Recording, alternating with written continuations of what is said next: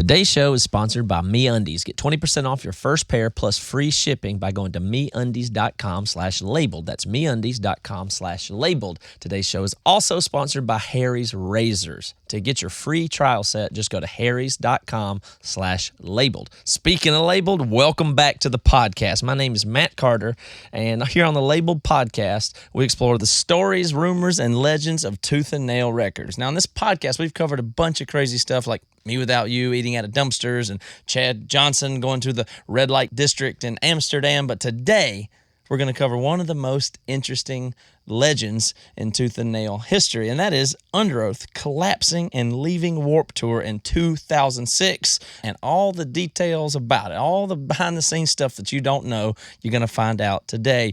We're going to talk about Spencer Chamberlain, hard drug use, Fat Mike from NoFX, and Warped Tour Bible studies, and we're going to hear it from the guys in Underoath firsthand, new details, even ones that we didn't know at all before we went into the episode, and we were there that whole summer and that day, parked right next to Underoath, right when they pulled away and went home.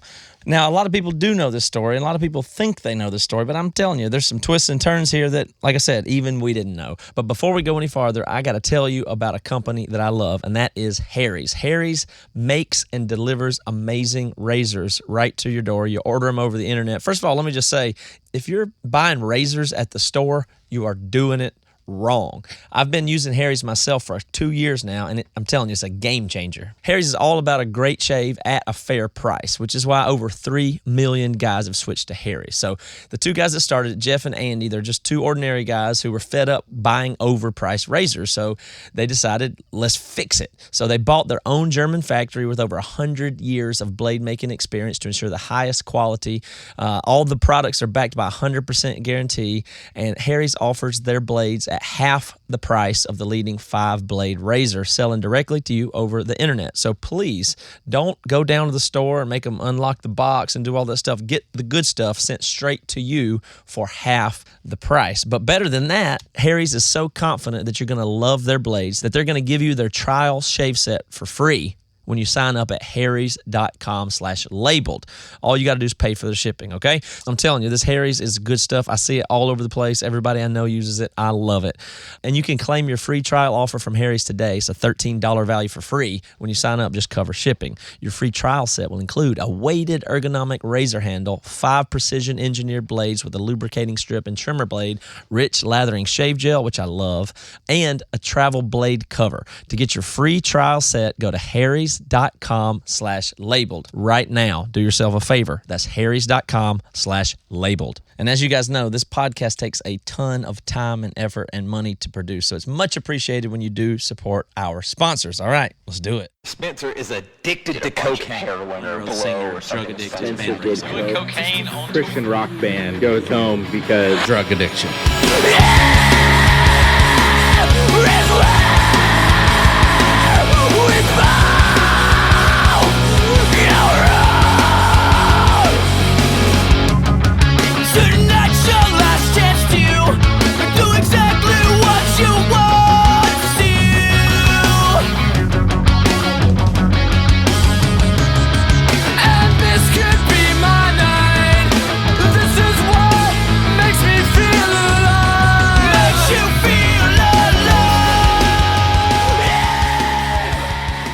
So here's a little background about Underoath and Tooth and Nail, in case you didn't know.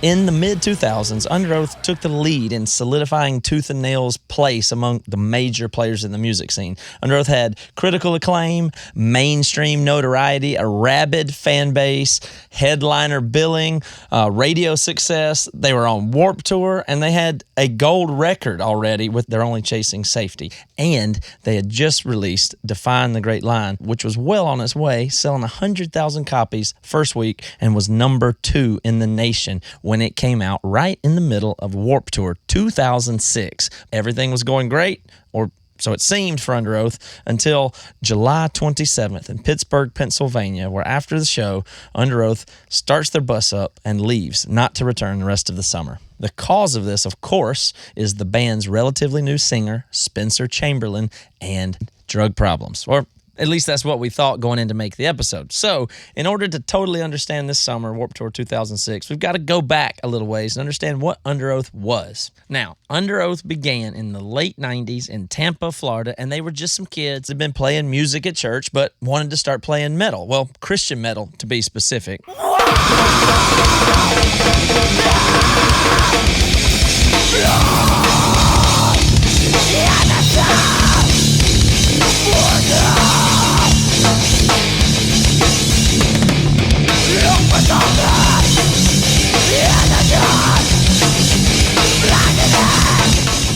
They thought they could use their music to save souls and reach the lost and be a light to the world. I think it was the same for a lot of us. And this is Aaron Gillespie, of course, Underoath's drummer. I caught up with him and spent a long time recounting the details of Underoath's past and of the events of 2006. We all grew up in church, and we all had the same belief system. That's just what you did. Then you started a band, and it was wrong to be anything other than a Christian, you know, especially growing up in the South like we all did. So you just had to fight at kind of combining those two things. We wanted to talk to people in other bands about God. We wanted to make the focus of the music about God. We wanted to have that always on our lips. We thought that it had to look like church ministry looked, but with a metal band. So as always, Toby and Aaron and I went out and collected the tape and researched the story and talked to all the guys. And then we got together in the studio and discussed the stuff that we found out. I think the important thing for people to understand is a lot of people found out about Underoath when they got absolutely massively huge. But I really want people to understand what the tone of the band was like. What was the vibe like for Underoath back then? Mission oriented, like that type of band. To me, they're on a mission. Like every show could change the life. Talking about God from stage of a kid at the show. Like you got it. You can't miss the opportunity. Almost like maybe not quite like an evangelist, but like we got to go out there and change lives. Yeah, the goal from Underoath from the beginning. Here's Tim, Underoath's guitarist. Was an evangelical force for good in a broken world, to put it in a very CCM Christian idea. Everything we did was to be a light in a dark place. And here's Chris, Underoath's keyboard player on the state of the band at the time. It was definitely Christ-centered. That we got our start playing in churches, random like colleges and stuff. But at that point, there was a point in every set where we would, stop and, for a few minutes, like talk about Jesus. And that was just kind of the way that we felt we were supposed to be. But yeah, back then it was really hardcore back then, like very, there'd be times where we'd stop and talk for 10 minutes in between songs. So, yeah. And how about Grant, Underoath's bassist, on the same topic? We definitely felt like sharing the gospel and sharing, the Word of God was our kind of our mission. With the music was our avenue to do it, but it was really about that for us first and foremost at that time. I think part of the thing was too, I feel like it's the same way with Emery. Like we talked about God from stage, and I think one of the reasons why is you were doing music that most Christians thought, oh, is this Christian or not? And so you would overcompensate with your, commentary on stage about Jesus. We do Bible studies on tour. We don't drink on tour or anything like that. That's a lot of bands, not just Underoath, but I think they fell into that category as well. So bands like Underoath, they came right out of high school and started being a band on tour. Yeah, really, they're coming right out of youth group, right? Mm-hmm. So they're going from youth group to now they have like a platform, and so they haven't got jaded yet.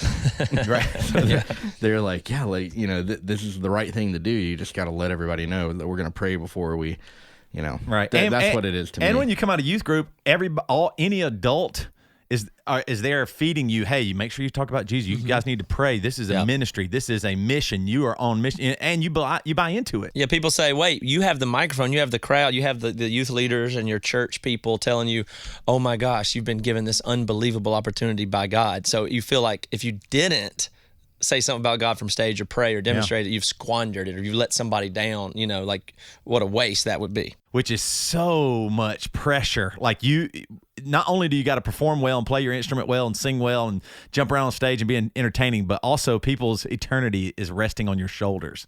So Underoath played locally for a few years, and in 1999 they were signed to Take Hold Records, which was owned by Chad Johnson at the time. And on Take Hold, they sold 2,000 copies of their first record and 3,000 copies of their second record, which admittedly are small numbers, but no easy feat in those days. Take Hold Records was then acquired by Tooth and Nail, on which Underoath put out their next release, The Changing of Times, which actually started to have some real mainstream success, including airtime on MTV.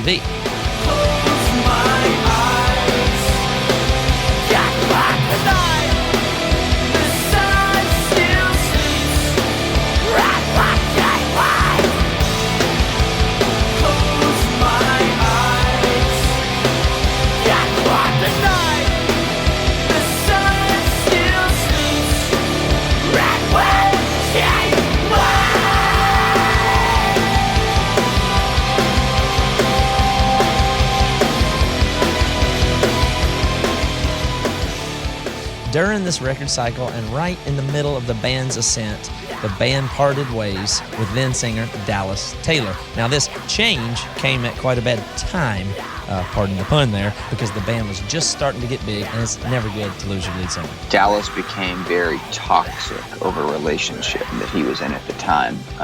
Here's Aaron Gillespie again. We asked him to leave the band and we thought it was over. And there's been so many times in Underoath and we didn't even know if it was going to be a band. You know what I mean? Like, it's such a strange thing to say, but for a band that had that success and has that success, it's really interesting. Like, it always felt like we were on the verge of cracking somehow with Underoath. And at that time, we asked Dallas to leave and we thought it was over. And then Spencer actually joined the band just to do a handful of shows. So with Dallas being difficult to replace and Gillespie being such a good singer, they weren't sure if they needed a new lead singer or how to actually proceed. So they improvised a little before hooking up with Spencer Chamberlain. So we actually had a couple months where we wrote without a singer. And Aaron was literally singing over the music we were writing. And at the time, Spencer was in this band, This Runs Through, and started jamming with him. And he came to one practice and literally floored everyone. We were like, this is the dude. And at the time, Spencer was like, yeah, like I'll come in, I'll fill in for these shows. So we had one show. It was Spencer's first show. And then Spencer came in, we just started like noodling around on writing, and we went into Matt Goldman's studio and recorded 4 songs. Dangerous Business, Walking Out Your Front Door, Young and Aspiring, Reinventing Your Exit, and I believe there was one more, Boy Brush Red. We had written those songs before we even did anything. And then Spencer came in and wrote lyrics to them with Aaron, and holy cow. Like we were like, yo, this is something real. Like this is something different. I think people and fans, and maybe, I don't know if Underoath was ever worried about it, but like Scoggin leaving Norma Jean, right? That was a really big deal. Right. Huge deal. So Dallas, it's same kind of thing. Like it was just as big of a deal. And to nail it on the very next guy, right, and then really come out and even be better. They were better with Spencer than they were with Dallas. Yeah, undeniably. When we heard They're Only Chasing Yeah. Safety, when we first heard the recordings and mixes of that, and then that record came out, it was undeniable, like, okay, this is the right key that fits this lock hole perfectly.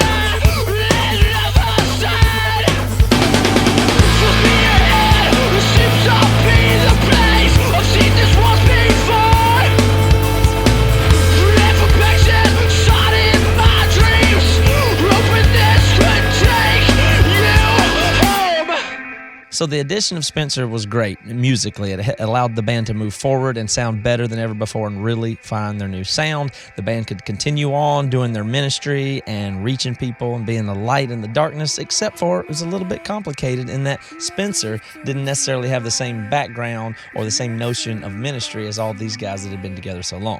And as we'll talk about later, the band did not necessarily excel in communication, as is clear in this next clip when I asked Spencer Chamberlain what were his views about ministry in this band when he joined. We were never really a ministry type of band. You know, we weren't writing songs to praise God. We were writing songs for ourselves, and I don't think there's anything wrong with that. Okay, so that's quite different. Yeah, I would say so. There was obviously a different feeling there. They felt like they had a cause or a mission. And Spencer comes in, and he's all about the music. He really is about creating great music and a great product, if you will, to give to the fans. Yeah, but Spencer, in all fairness, did participate with the guys and pray and talk about Jesus from stage. I saw it many times. It wasn't just instant debauchery when he joined the band, But over time, the band and Spencer, they loosened up a little bit. There wasn't a lot of drinking at first, and, it's not like you were banging girls and, doing whatever the hell you wanted. We kept each other accountable. I remember when me and James first were drinking, we used to have to hide it. I remember I used to be a cigarette smoker, actually. That was the only thing I actually ever had an issue with, is growing up in North Carolina, everyone smoked. Our parents smoked in the house. When you were 18, you started smoking. I quit smoking for about a year, and then I started smoking again on tour. And I remember the guys were like, just don't smoke in front of kids. So at face value, Spencer's a hit. But behind the scenes and personally, there was a little bit more going on. I think Xanax kind of stuff at first. I was really scared of flying, which we were doing a lot. We started flying a lot, and I don't know.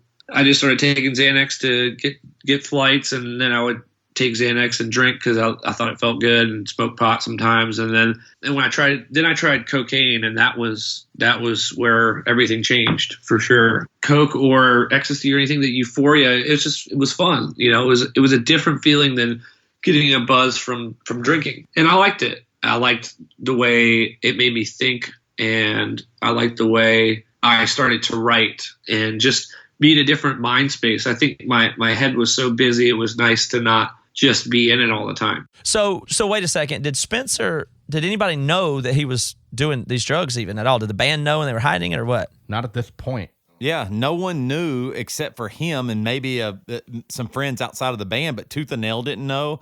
Underoath members didn't know that he was using drugs to help him create music.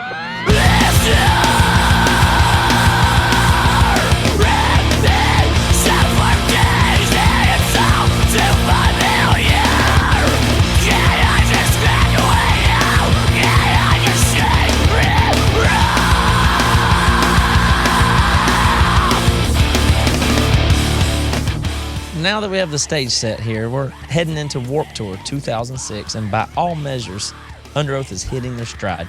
Their album, They're Only Chasing Safety, had been out for a year and had sold hundreds of thousands of copies, and the follow-up to that, Define the Great Line, was slated to come out in the middle of a Warped Tour. Spencer's using drugs occasionally when he isn't on tour, and pretty much nobody knows about it. Now, all this will change the summer of 2006, and in a 24-hour period.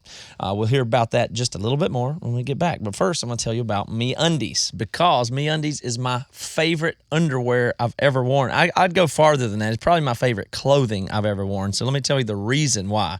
The stuff is soft. It is naturally soft fabric. And let me tell you how soft it is. It's 3 times softer than cotton, which I'm going to go ahead and guess that what you're wearing right now is cotton. And as you know, it's summer and it's hot and it's sweaty, and cotton's a little bit soft, but it's nothing like the fabric that MeUndies uses. These are the ultimate feel-good undies for when you want to, feel naked but not be naked. And of course, there's a 100% satisfaction guarantee. So they guarantee that you'll love the undies, or you just get your money back. So it's really nothing to lose on this. And take it from me, you will be very happy when your MeUndies arrive. They're also super stylish too.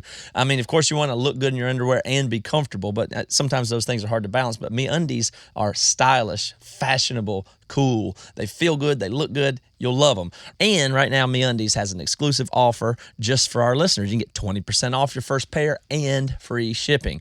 So this is a no-brainer to try. 20% off, free shipping, 100% satisfaction guarantee. What are you waiting for? To get your 20% off, free shipping, and the satisfaction guarantee, to get the best and softest underwear you will ever own, go to MeUndies.com/labeled. That's MeUndies.com/labeled. This is a limited time offer, so what are you waiting for? Start wearing the best underwear of your life. It's changed mine, and it's time to let MeUndies change yours. Go to MeUndies.com/labeled right now. So Toby and Aaron, tell me about your impression of Spencer when you first met him and he was first getting up to speed in Underoath through, Warped Tour 2005 and into 2006. Yeah, here's what I thought. I actually thought all the other guys were like kind of more the youth group, innocent Christian kids, and I thought, oh, this is a dude. I thought Spencer, of course he drinks. Of course he probably smokes weed or does some drugs or something like that. I didn't think of it as he's bad. I just thought, oh, that guy seems like a band guy, as opposed like to a regular guy on Warped Tour, yeah.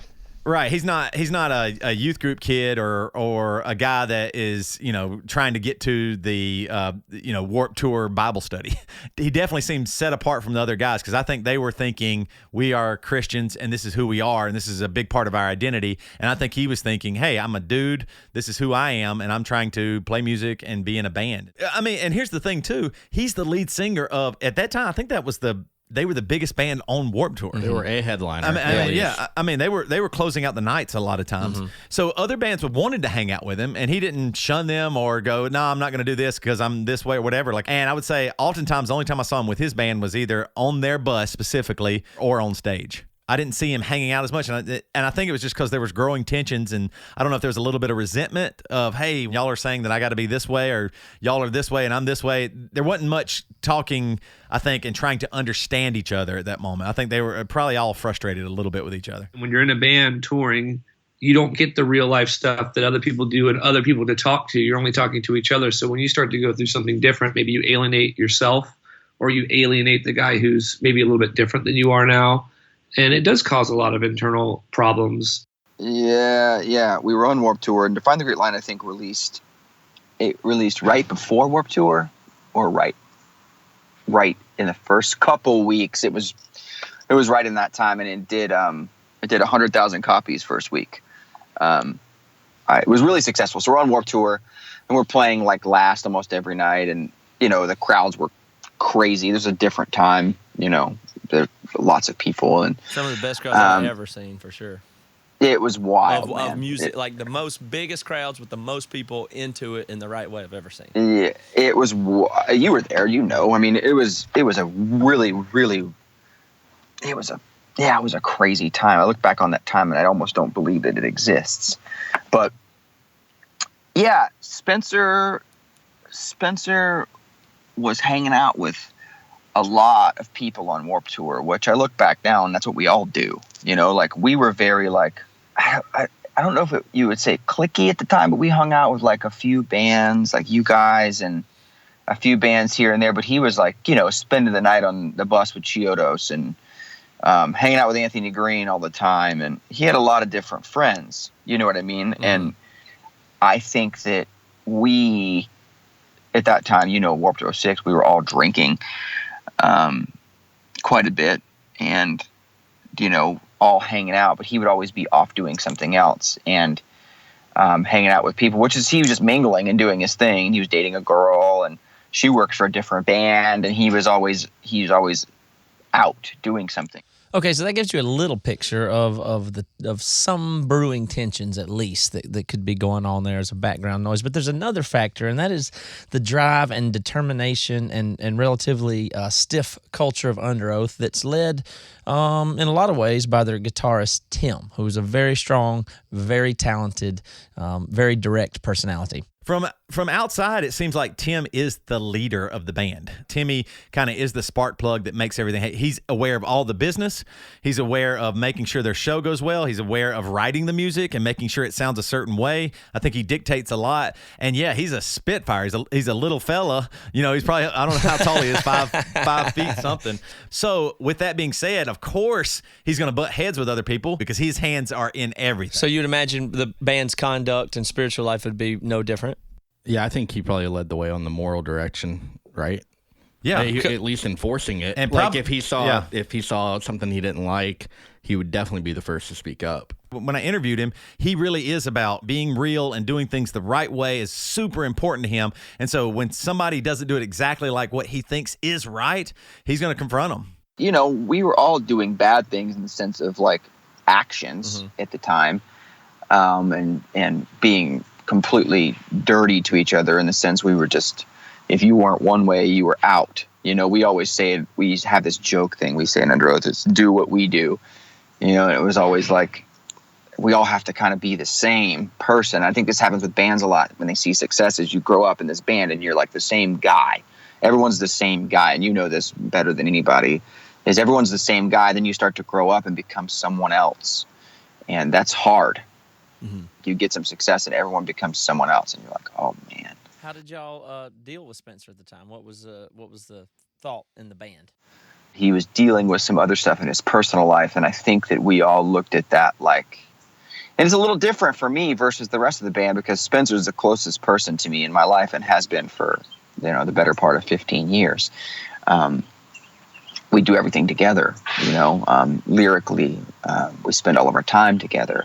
That whole thing. So for me, it was even harder because I saw his issues, his personal issues, or the rumor of personal issues. I got some of that tape from the other guys. It sounds like you were a little bit torn. Like the vibe of the band was this high pressure on Spencer, but you kind of felt for him. This was one thing I heard other people say. That's what Spencer said, actually.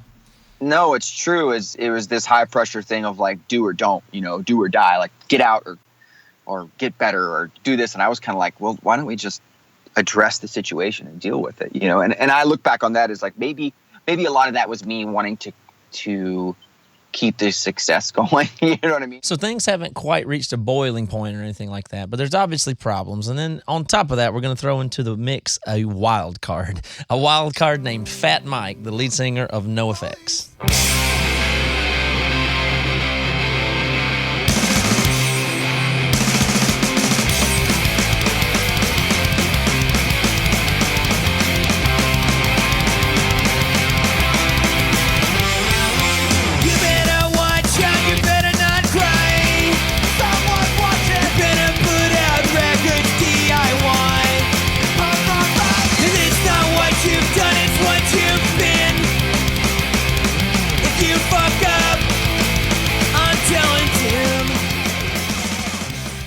Toby and Aaron, NoFX frontman Fat Mike. Is he the villain in our story? He just will talk shit about everybody and everything, and everything is like on stage. It's all a joke to him. Your religion is a joke to him. The fact that your mother didn't abort you is a joke to him. Nothing is sacred. Is that the right way to put it, I guess? Yeah, nothing's off limits from a joke or to mess with somebody or get a shock factor. My experience with Fat Mike is, you're right, nothing's off limits. Yeah, I'm berate his fans. Yes, I'm going to say whatever I want to say, but there's an endearing quality to that. Well, I kind of think so too a little bit, but the guys in Underoath, not so much. Here's Gillespie again. That summer, for whatever reason, Fat Mike from NoFX decided that we were going to be his like nemesis or something. Do you remember why that even happened? I never thought of it that way. I thought of it as he was just, I think you might have felt it. That's what I'm kind of curious about, because I think you might have felt it as he was attacking you guys, but I just saw it as, he's just having fun from stage. Like, he's just playing, right? Yeah, I don't believe that. He would come hang out with us, like, on Warped Tour, you sit in front of a bus under a tent and your chairs and you drink beer. He would come hang out and, like, tell us this crazy stuff about, like, they would have like these sex parties, and then he would talk about like the craziest stuff, like, and I felt like it was just to get a rise out of us at the time, because we were so, to him we were like these goody two-shoe Christian kids that he thought we all voted for George Bush, and thought we were all super right-wing people, which wasn't the case. But he would say things like that to us, and I think he would say things like that to us to get a rise out of us. I feel like he was mad. I don't know about at our success, but he was mad at our youth and our success, or like you said, he was just having fun. Yeah, well, you know it what could I be mean? both. Maybe both of those things are true. Like, he might, here it is, NoFX, Fat Mike on Warped Tour, and you guys had the biggest crowds, and you're some douchebag right-winger Christians that don't believe in dinosaurs. Of course that's easy to make fun of from his point of view. It is, and that's funny. The dinosaur thing is funny now, dude. That's so dumb. But oh, and you remember remember we were doing Bibles, like we were doing Bible studies on that tour, remember it? God, do you remember? I was thinking about this when I was thinking about talking to you this morning. Do you remember when he showed up, like, so f***ed up on pills or something, and he sat in between me and Toby, and you were on the other? There was this giant circle. It was like a Warped Tour Bible study that we had all started, and Toby's sitting like to my right, and then Fat Mike's right next to me, and I'm sitting there, and you're across the circle. And Haley from Paramore was in there and stuff like that. Yeah, I remember Toby. You know how Toby gets when he gets mad? He like talks a mile a minute. He was trying to rationalize with Fat Mike at the time, and Fat Mike had like eaten like a bottle of pills or something. He was just like upside down. The only time I ever met him was there's video of it on YouTube, but he came to the Warped Tour Bible study and just was really like. At first, I thought, oh, he's just trying to get a YouTube video popular, or he's just trying to do this. And in that moment, I was like, no, he really disagrees with Christianity or this idea of us. He felt like it was an oppression, like Christianity's everywhere. Now you're going to bring it on the tour that I'm on, even like I can't get away from it here. I think he felt that way. But yes, also, he would even say he wants to be a jerk. He wants to antagonize people. He wants to call people out and call BS on things. And so that's what really kind of, he thought, oh, this giant band here on Warped Tour is Christians, and they're talking. I remember walking around Canada and hearing Spencer talk about Jesus from stage when we were on Warped Tour in Canada, and it just set Mike off in a way where he thought it didn't feel real or justified, or maybe he even saw, well, I saw you backstage and you're talking about Jesus, and now you're doing this, and made some jokes about Spencer eventually that caused everything to come to a head. Well, he's in a position of power on Warped Tour. I mean, NoFX is already a huge band, right. But on Warped Tour, they're like royalty, right? Like a really big deal. Yes. I've been the king at Warped Tour for 15 years. Who are you? Right. So Fat Mike is Fat Mike. And here's Spencer on Fat Mike. I don't blame him for anything. I thought he was just telling a joke. I thought it was great. I think the way we treated each other back then, we didn't know. We had already gotten to the point where we clearly weren't communicating, or we didn't feel comfortable communicating with one another. I think the biggest problem is that we made each other feel that way. But yeah, man, it was just, and so he began to say things from stage. That's where the whole dinosaur thing came from. He was like, Underoath is a Christian band. They don't believe in dinosaurs. And then we sold these yellow shirts that says Underoath believes in dinosaurs or something. We sold like thousands of these T-shirts, and it was so dumb. Do you remember that shirt? Yeah, I do. And I remember him just saying, his whole thing was, this is Warped Tour. There's no Bible studies on Warped Tour. That was his thing. He's like, you don't do this here. This is not what this is.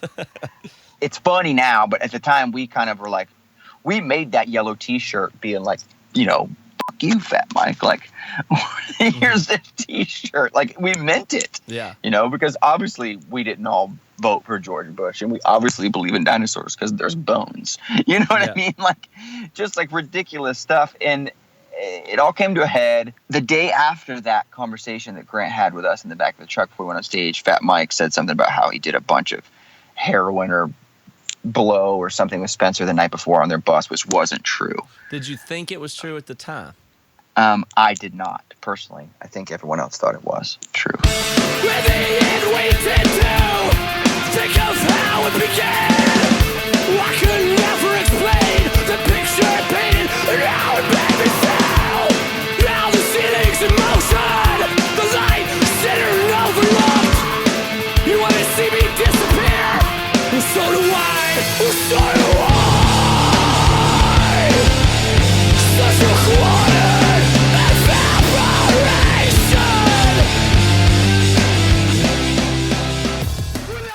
Okay, so now we have some real work to do. Is it true? Is it not true? It seems that at least Gillespie is giving him the benefit of the doubt here, but I'm not sure that anybody else does. Toby and Aaron, do you find it believable that Spencer would or did do cocaine with Fat Mike? It totally sounded believable, but at the same time, Fat Mike had joked so much that I thought he might just be joking. Fat Mike said that he did drugs with Spencer, and then literally within a few hours, it got real serious. And that's when I was like, oh, it got so serious that it must be true. Like, I didn't even know. Like, the fact that Underoath took it so seriously, I was like, oh, well, they must know. And the setting, Warped Tour, right. And like that. Yeah, drugs everywhere, for sure. Yes. So if somebody's saying it happened and, I don't know. And I, like we were talking before with Spencer kind of separating himself a little bit, hanging out by himself, hanging out with other bands. I was like, well, maybe he was just like, well, I'm just going to do whatever. I think the rest of the band felt like not only is Spencer not hanging out with us that much and maybe doing stuff that we don't know. Now Fat Mike said it from stage. What do we look like? Do we look like we're Christians allowing our lead singer to talk about Jesus and also do bad drugs? Even if it's not true, what do we look like? I think at that moment, they were all worried, our image as Christians and potentially, we used to be definitely a missional band. Now, what does it mean? Do we look like liars? Do we look like fakes and everything that everybody's ever said? Oh, that music isn't Christian. Are they being proved right? Are we hypocrites? Are we just doing this to make money? So that's why they think they felt really offended in a way. They got real serious about it. They didn't take it as Fat Mike's joke, and they thought, wait, everybody thinks we're liars and we are drug users and just not be telling the truth. And so, of course, because Underoath's one of the biggest bands, if not the biggest, of that summer on Warped Tour, it spread like wildfire. And then Underoath heard that, and they immediately go, we have to make a decision right now. We have to figure this out. Whereas I think Spencer was just going, yeah, I'm just a dude. It's not even a big deal. I mean, I think from Spencer's standpoint, he just like, man, what have I done wrong? I'm doing my job super well. I'm doing really good. Everything that y'all asked for the most part. This is maybe my personal life. Or what are y'all saying? I think the most shocked person probably was Spencer. Like, this is this big of a deal? Well, certainly was a big deal at that time to those guys and the place that they were. So I talked to Spencer, obviously, in this conversation, and I got to ask him that question directly. Funniest part about Warped Tour 06 was that I didn't do drugs at all on that tour. I didn't do it on tour. I wasn't going to go out, like, I was young. I wasn't going to go get myself in trouble trying to find it. I had told Chad Johnson, actually, that I had done it. And then I think I maybe had a conversation with Fat Mike about it because I knew he was doing a lot and I just wanted to pick his brain on it. And he made a joke about it on stage. And the guys thought he was serious. And then Chad came in and told everyone on the bus that I was using drugs. So then they freaked out. Well, I'll have to be honest here. The thing was difficult for me. And even when I talked to Spencer, and this makes me sound like a really bad guy, but I guess there was still some doubt in my head even today whether Spencer was remembering it right or totally telling the truth, because you just never know. But as luck would have it, I was trying to reach Fat Mike because I thought he would be a good source and wasn't able to get him. But in doing so, I talked to my friend Dan Koch, who knows Fat Mike. I was reaching out to see if he could, get me in touch with him or something like that. And as luck would have it, Dan says, well, I was on the bus that night with Fat Mike and Spencer when he brought out the cocaine. And I said, really? Well, do tell. So I was able to sit down with Dan and get his actual take, a firsthand eyewitness account of the night before Underoath left Warped Tour. I'm Dan Koch. I played guitar in the band Sherwood, and we were on the 2006 Warped Tour with Underoath. So, unlike most people you've probably talked to, my entrance into this situation was not through Underoath. It was through NoFX. So the night before Mike's comments, I was on the NoFX bus with Mike and other band members and Spencer and Spencer's girlfriend. We were hanging out for 2 or 3 hours, having some beers. And at one point, somebody offered Coke, which was, by the way, like every 30 minutes on the NoFX bus. And for the record, I've never accepted them. And so I said, no, thank you, and laughed or whatever. And Spencer said, no, thanks. His girlfriend said, no, thanks. And we just resumed hanging out. I can say, almost as sure as I can say anything, at least while I was there, he absolutely did not do any cocaine. And my memory is that I was there the whole time he was there. So, rumor debunked. Spencer was not doing cocaine on Warped Tour 2006. And oddly enough, he was implicated because of a confession he made to Chad Johnson, and then through talking to Fat Mike about cocaine, making a joke. What's crazy is that when we talk about this 24-hour period, Spencer talked to Fat Mike made a joke, and then Chad goes to the band. Yeah. And it all happened that quick. Right. For something that had not even happened on the tour.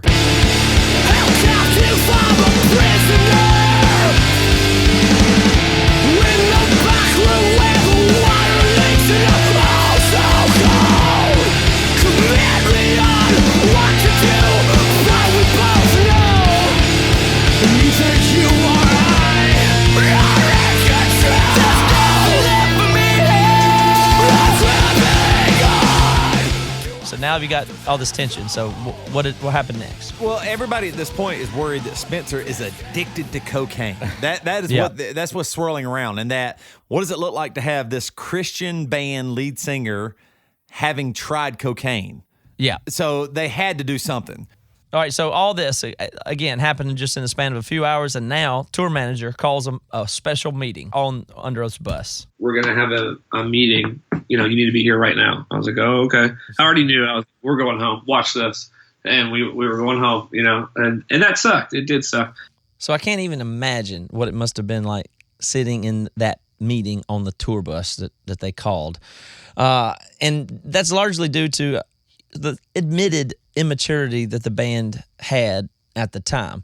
But on the way to that meeting and surrounding Warped Tour that day is the only force that's more immature than a bunch of Christian band dudes in their mid-20s, and that's the fans of a Christian band who are teenagers, some of whom took the opportunity to communicate their thoughts to Spencer directly. There was a point in time where I was getting Bible verses yelled at me, and I just thought, this is ridiculous. At that point, I was like, this is great. Let's go home, because this is not where I want to be. Like having a bunch of quote-unquote Christian dudes screaming at you, and I just was like, this sucks, and we need to figure this out, but this isn't going anywhere. And here's Aaron Gillespie on how the actual meeting unfolded. And everyone got on the bus, and it felt really accusatory at Spencer, and I think that's when I knew that we were in trouble. And yeah, I think coming onto the bus, it felt like an ambush. Like I couldn't barely speak because it was beyond my wildest imagination of what it could have been.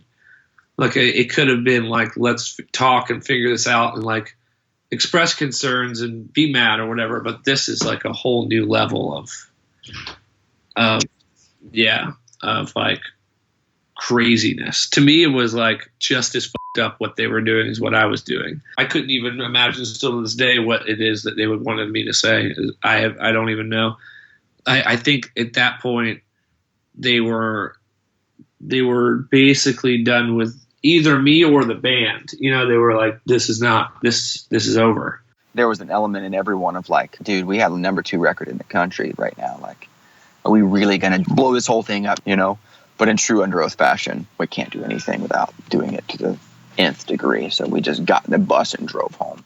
I talked to each person eventually in the back lounge, and I had people tell me I was spitting on their faces and all sorts of shit, and it was brutal. And I just literally was like, all right, well, if that's how you feel, I can't change your mind right now. But I went in my bunk and laid down, and Aaron was like, dude, I don't know. He was like, I can't stop. Those dudes are pissed, and they're going to do what they're going to do.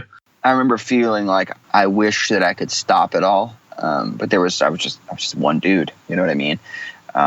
And we were on this train. It was just rolling. It was awful. I remember I stayed in my bed the whole ride, 20-something hours back to Tampa.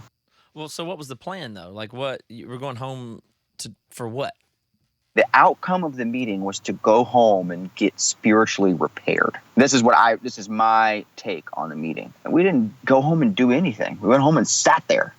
So things look pretty bad at this point. What happens next? Seems bad for the band, right? But real bad, yeah. Tooth and Nail, the record label. Right. Real bad. What, number 2 record in America, right? Yeah. Big, they're like, oh no. It's a code red for the label, I'm sure. Code red. The way we understand it and the way Chad told it, Brandon dispatched Chad like, hey, you have to fix this. This is your band. Yeah, you got to fix this because we're about to go gold for another record. Right. But not if they break up. Right. Yeah. So Chad Johnson, who is their A&R guy, Tooth and Nail sends him out to fix this no matter what at all costs, because this band might be going gold. Their record is number 2 on the charts, and they're breaking up. I mean, the record label is losing their mind. So Tooth and Nail sent Chad down to Florida. Yeah, and Chad talks about Spencer coming clean to him here.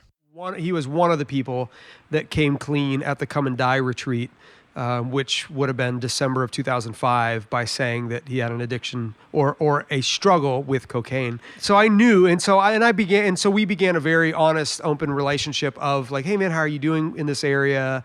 So when I flew to Tampa, I was not going alone. I was going with all of the hopes and expectations and desires of Tooth and Nail Records for Underoath to continue going strong and to pick their act back up and keep it going. So now you've got Chad Johnson down there trying to reconcile, but to no avail, or at least not yet. The band hasn't decided to keep going. Meanwhile, all the rumors and everything are just going around of Underoath and how bad they are and that they're breaking up.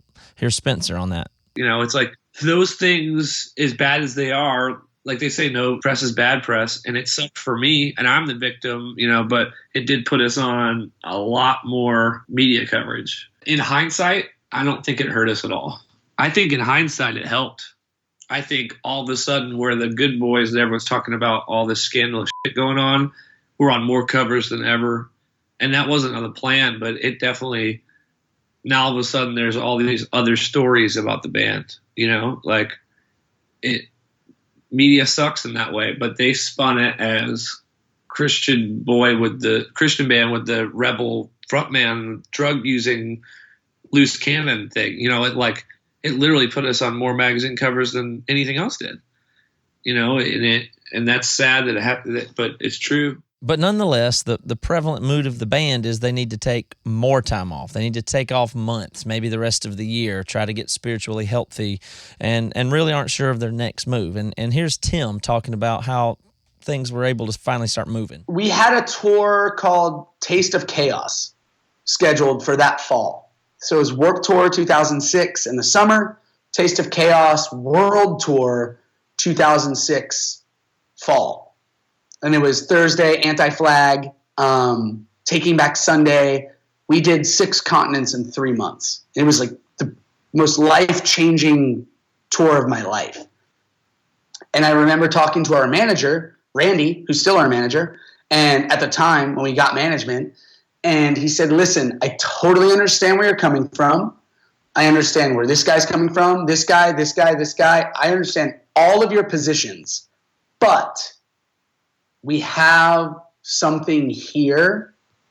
And if you even take 5 months to think about it, you're going to cancel this tour. You're going to lose the momentum. And you're also going to not see what this thing looks like exercised properly because you're very upset about a miscommunication and a lack of communication and a lack of would-be integrity that happened this summer. And he said straight up, like, if you want to cancel it, cancel it. But straight up, you're not canceling one tour. You're canceling your career. So think about that. And I'm down and I'm going to see you through no matter what. And the bottom line is we all sat, and the cooler head in the whole band at that moment was James, our guitar player, who, generally gets pinned as the quiet, off to the side, doesn't really do much, doesn't say much, doesn't do interviews. Who is James? No one knows, right? James literally called me and said, man, I feel all of this. I feel you. I feel Spee. I feel Randy. I feel the climate. I feel the record label. I feel everyone. But what we can't do is be those dudes that literally write a dude off because he f***ed up. And we're going to ruin everyone's lives because we can't get over the fact that a dude in our band acted a way that we disagree with. And he's like, I just don't know if that's the right move. And that conversation was what made me go, I think you're right. And I don't know what that means. I don't know if that means we're all going to go on tour and just let everyone do whatever they want and just ruin everything we've done. But what I do know is we're not going home. We're not throwing in the towel. We're not just going to let this one instance ruin what now has been 10 years plus since then of our lives. And that was one of the most monumental conversations in our band. And so we went on the tour. Maybe why don't we sit right here for half an hour? We'll speak of what a waste I am, and how we missed your beat again. I swear we need to find some comfort in this run down place. Still brings the gap of this conscious state that we live in. And I shine right time. So that's the story then? Fat Mike running his fat mouth almost made Underoath break up and would have prevented Define the Great Line from ever going gold and so many people around the world from ever seeing or knowing about Underoath. He almost robbed everyone, and it's all his fault, except for it's not really his fault. The band doesn't think of it that way.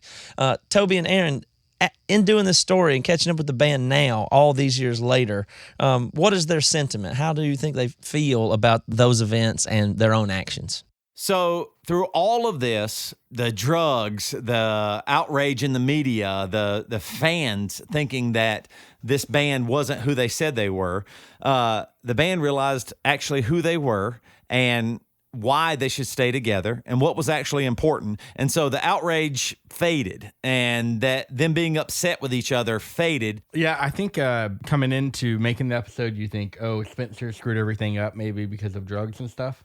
But to me, the real culprit of putting a wrench in things was overreaction, being judgmental, keeping up the culture of appearances, like you can't be seen smoking. And that wasn't the problem. Like, Spencer even understood at the time that wasn't the problem. So they look back and think, oh, we were just maybe not that cool to Spencer even, and maybe should have just handled it more maturely on Warped Tour and maybe not even gone home.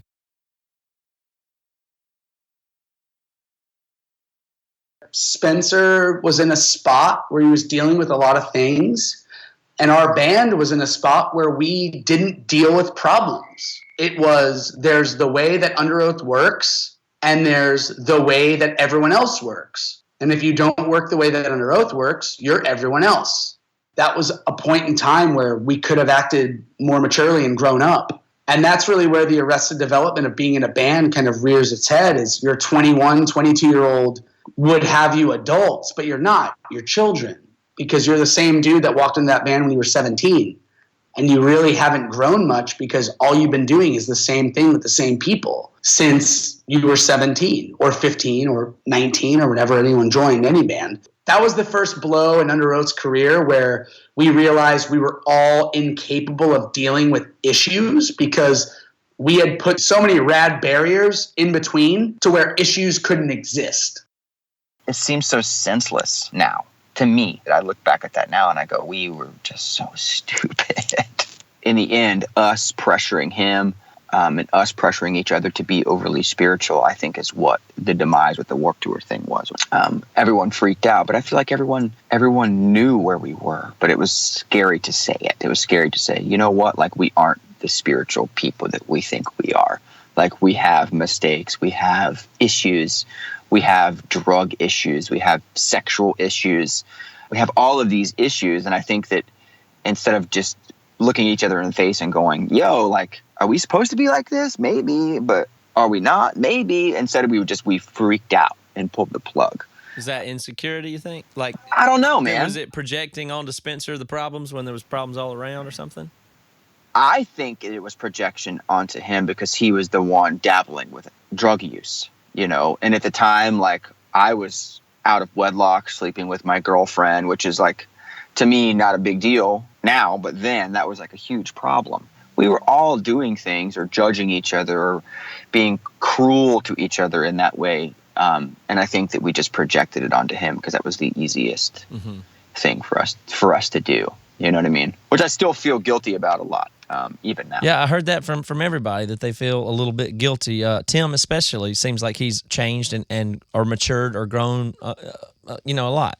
That's when I realized everything I've learned up until then and how to deal with conflict was wrong and destructive and disrespectful. And then I had to do some soul searching on my own. And it took me 3 or 4 years to realize, oh, I was just as much of the problem as Spencer was, or even more. Oh, my word. I just realized that. That snowball started that summer, hit inertia that fall when we went on that tour, and it just kept going and just gained steam and still has steam and still just steamrolls me every day. Going, not so much what's everyone else fucking up, but what are you fucking up? And how can you stop? And how can you get better? You know, if I was more open and we had a more open forum, safe place where anyone could say anything, what if Spencer would have come to us a year before and said, I'm dealing with this. I don't want to do it, but I want to talk to you about it. And I know I can. And I'm so thankful that I have friends like you guys. What would that have looked like? Holy crap. It would have changed everything. Why do you think the other guys, and you maybe to a lesser extent, were so quick to hang it on Spencer and believe that it was true and, throw him under the bus, pardon the pun? I mean, did they really think it was true and a problem? If you asked them now if they believed that it was real, they would go, I don't know. I think that we in some ways wanted it to be real. Mm-hmm. It served a purpose to believe it, even if it wasn't true. Yeah. And by going on that next tour, what it did for Underoath was it started a new era of open-mindedness, enlightenment, forgiveness, and honestly an idea of just absolvement of other people's behavior. And just going, dude, you can act the way you're going to act, and I don't care. I just want to love you, and I want to be in a band with you. Looking back, I am so grateful that summer and that fall happened. As painful and as angry and as tear-filled and as frustrating as it was for all of us, I literally think that one blip in all of humanity's life changed a lot of people's lives, starting with the 6 of us. Every once in a while, I'll hear him say something about it. And it's very rare. It's like a very rare thing, but every once in a while, I'll hear him say something like, yeah, remember you guys kicked me off Warped Tour? You know what I mean? Like every once. Well, so there you have it, folks. So that's the story, and that's how it goes. And Fat Mike, you're off the hook, apparently. The guys think it was a good thing, and they thank you for what you did and the lessons that they've learned from it. And Mike, if you ever get the inclination, we'd love to have you come on the podcast and hear your side of the story, and I'm sure we can find a dinosaur t-shirt for you, my friend. Wake up, my God, this is not a test. It's not too late to call me. You need oxygen, so stay your head before your face. You got to strange. There's gotta be some stable ground left to walk on. So true. So we collected quite a bit of tape to make this episode, but the conversation that I had with Aaron Gillespie was really amazing. There's some great stuff in there that couldn't all be crammed into this episode. So I decided to release that on my other podcast called Break It Down with Matt Carter. So you can go to you guys know how to get podcasts, obviously. So go get the latest episode of Break It Down with Matt Carter, and it's my whole conversation with Gillespie. And check this out. We've got a great idea for the next episode of Labeled. We want to answer your questions, like specifically. So what we want you to do is send in a voice memo of any question you've ever had for literally anybody. So for Brandon Ebel or Mike from MXPX or somebody from August Burns Red or, somebody from Starflyer 59, whatever. If you've ever had a question for an employee, a band member, anybody, we've got some good reach. We've got some good connections, and I bet we can make it happen. So all you got to do is come up with good questions that we think other people will be interested in, and we'll do an Ask Anybody Anything episode. Should be great.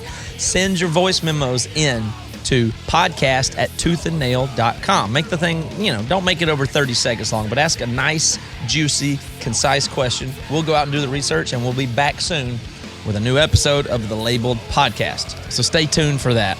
My name is Matt Carter. I do the show along with Aaron Lunsford and Toby Morrell. The show is also produced by Melanie Studley, mixed by Brett Baird. Special thanks to our assistant producers, Reva Hansen and Marshall Fremuth and Tyson Paletti. And extra special thanks, as always, to Adam Scatula from Tooth and Nail for helping to develop this show. See you guys next time.